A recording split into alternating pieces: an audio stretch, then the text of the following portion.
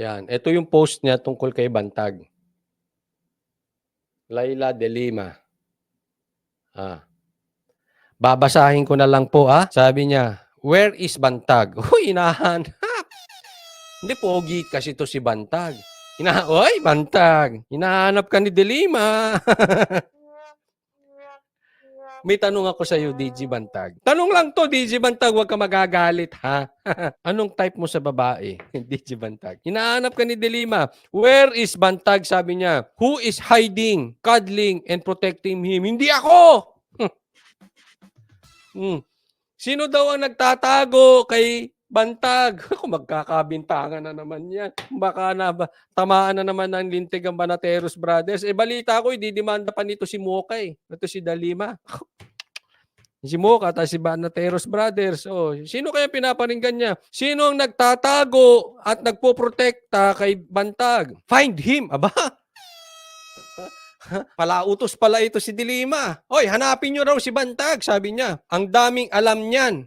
Maraming alam yan. Siyempre, dating ano yan eh. Ang daming alam. No true justice without prosecution and conviction of the mastermind. Sino bang mastermind na sinutukoy mo? Si Bantag po ba, Dilima, o ikaw? Nagtatanong lang kasi wala daw hustisya kung hindi makukonvict ang mastermind. Di ako, tatanong lang kayo tanongin ko rin. Sino ba talaga ang mastermind? Si Dilima o si Bantag? Tanong lang po yun, ha? Baka magagalit kayo. Nagtatanong lang tayo. Sino kaya pinaparinggan nito? Ito ba ay ibabalik na naman kay PRRD na tinatago si Bantag? Grabe yung mga utak ng ito si Ontiveros, si Dilima. Parang ang lawak. Parang hindi niya naman sinabi. Pero parang ang patutukoyan dito si PRRD na naman eh. Hindi naman sa tingin ko lang. Although hindi niya diniretso, pero parang si PRRD na naman parang, kunwari ako'y nakulong dahil kay PRRD at ako'y namalengke at tumaas ang presyo. Ay, kasalanan ni PRRD yan. Tumawad ako. Ayaw akong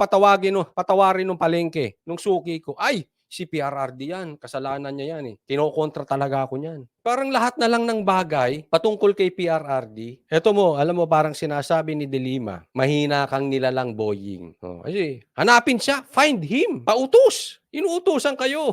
DOJ. Sino pa ba naghahanap dito? Di ba si Boying? So para sa akin, ang dating nito, mahinang nilalang si Boying. Hindi niya mahanap si Bantag. Sana diniretso ni Dilima, sino bang pinagbibintangan niya rito na nagtatago kay Bantag. Sana asikasuhin mo muna yung kaso mo, Dilima, bago ka pumunta rito kay ano. Ang dami niyong inaasikaso eh. Alam mo, eto lang sa akin Hindi naman siguro lahat, pero ang puso ng Dilaw ngayon ay parang puro paghihiganti. Parang napaka-bitter nila kay PRRD.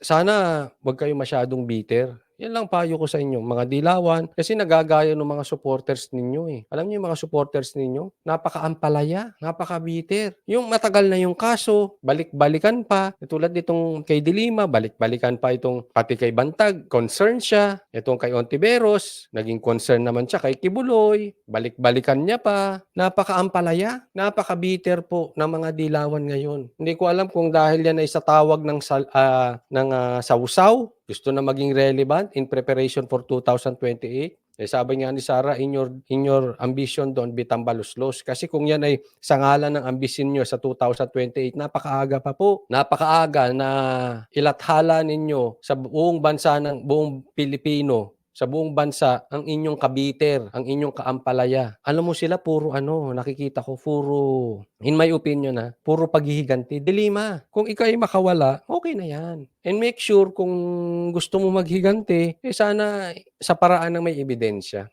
Wag na masyadong ganti ng ganti. Alam nyo naman ang totoo eh. Alam nyo ang totoo.